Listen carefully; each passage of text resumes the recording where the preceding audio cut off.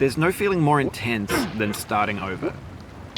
If you deleted your homework the day before it was due, as I have, or if you left your wallet at home and you have to go back after spending an hour in the commute.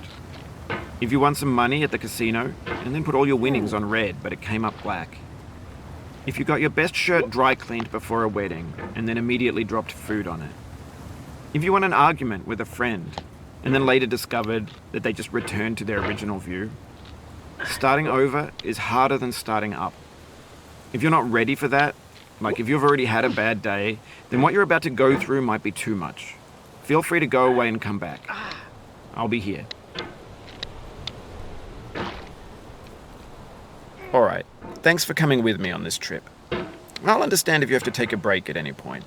Just find a safe place to stop and quit the game. And don't worry, I'll save your progress, always, even your mistakes. This game is a homage to a free game that came out in 2002, titled Sexy Hiking. The author of that game was Jazuo, a mysterious Czech designer who was known at the time as the father of B games. And B games are rough assemblages of found objects. Designers slap them together very quickly and freely, and they're often too rough and unfriendly to gain much of a following. They're built more for the joy of building them than as polished products. In a certain way, Sexy Hiking is the perfect embodiment of a B game.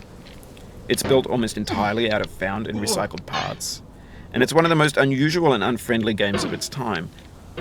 In it, your task is simply to drag yourself up a mountain with a hammer. And that act of climbing, in the digital world or in real life, has certain essential properties that give the game its flavor. No amount of forward progress is guaranteed. Some cliffs are too sheer or too slippery. And the player is constantly, unremittingly in danger of falling and losing everything. Anyway, when you start Sexy Hiking, you're standing next to this dead tree that blocks the way to the entire rest of the game. It might take you an hour to get over that tree, and a lot of people never got past it. You prod and you poke at it, exploring the limits of your reach and your strength, trying to find a way up and over. And there's a sense of truth in that lack of compromise. Most obstacles in video game worlds are fake. You can be completely confident in your ability to get through them once you have the correct method or the correct equipment or just by spending enough time. In that sense, every pixelated obstacle in Sexy Hiking is real. The obstacles in Sexy Hiking are unyielding, and that makes the game uniquely frustrating. But I'm not sure Jazuo intended to make a frustrating game. The frustration is just essential to the act of climbing, and it's authentic to the process of building a game about climbing. A funny thing happened to me as I was building this mountain. I'd have an idea for a new obstacle, and I'd build it, test it, and it would usually turn out to be unreasonably hard. But I couldn't bring myself to make it easier. It already felt like my inability to get past the new obstacle was my fault, as a player rather than as a builder. Imaginary mountains build themselves from our efforts to climb them, and it's our repeated attempts to reach the summit that turns those mountains into something real. When you're building a video game world, you're building with ideas, and that can be like working with quickset cement. You mold your ideas into a certain shape that can be played with, and in the process of playing with them, they begin to harden and set until they're immutable, like rock. And at that point, you can't change the world. Not without breaking it into pieces and starting fresh with new ideas. For years now, people have been predicting that games would soon be made out of prefabricated objects, bought in a store and assembled into a world.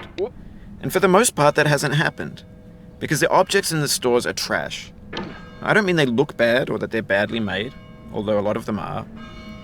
I mean they're trash in the way that food becomes trash as soon as you put it in the sink. Things are made to be consumed and used in a certain context, and once the moment is gone, they transform into garbage. In the context of technology, those moments pass by in seconds. Over time, we've poured more and more refuse into this vast digital landfill that we call the internet. It now vastly outnumbers and outweighs the things that are fresh and untainted and unused. When everything around us is cultural trash, trash becomes the new medium, the lingua franca of the digital age. And you can build culture out of trash. But only trash culture. B games, B movies, B music, B philosophy. Maybe this is what digital culture is. A monstrous mountain of trash, the ash heap of creativity's fountain. A landfill with everything we ever thought of in it. Grand, infinite, and unsorted.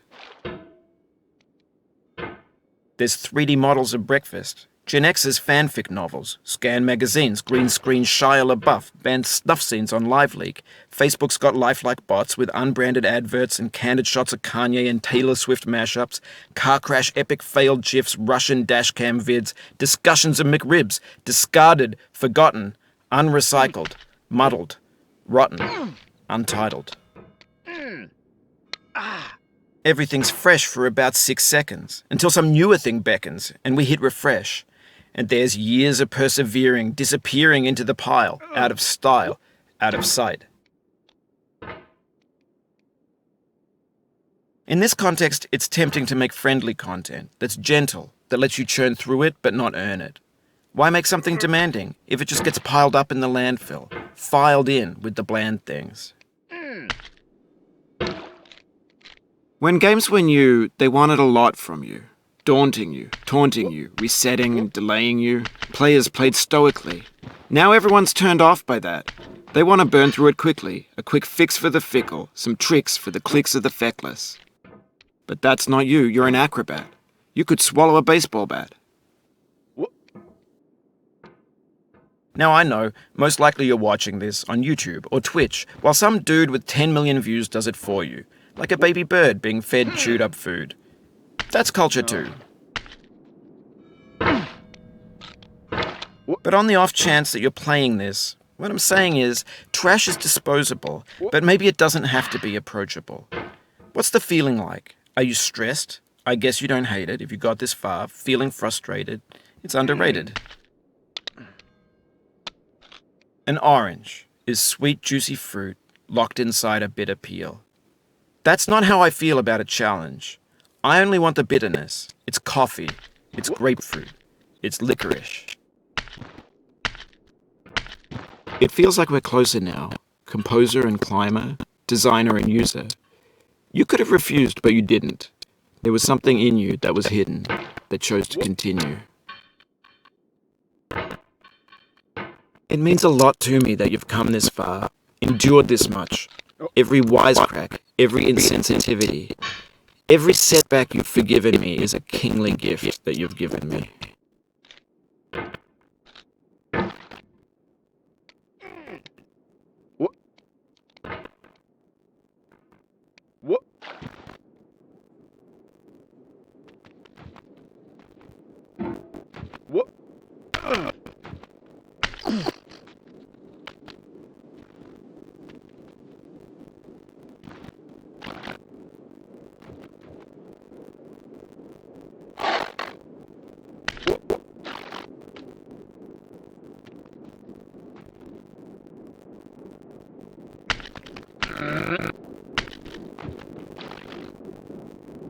We have the same taste, you and I.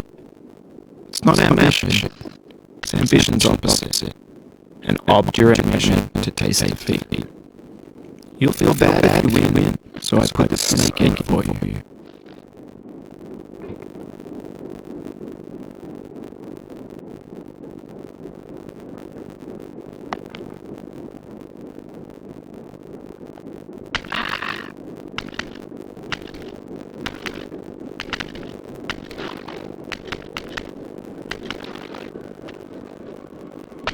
Have you thought about how you are on this? Are you man and heart, diogenes? Are you his hand? Are you the top of his hammer? I think not. Where your hand ends, the hammer may not follow. Nor the man, nor the man's hand. In this his will, his intent. Your body resolved in his powerless assent.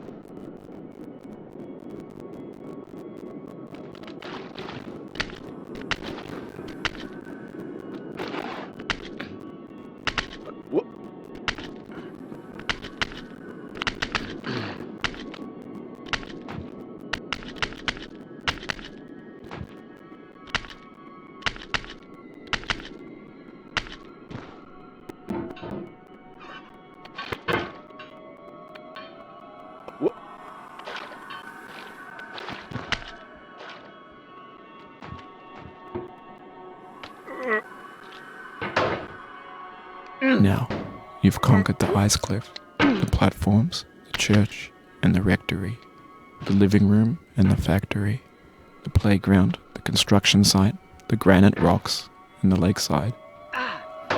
You've learned to hike. There's no way left to go but up, and in a moment I'll shut up. But let me say, I'm glad you came.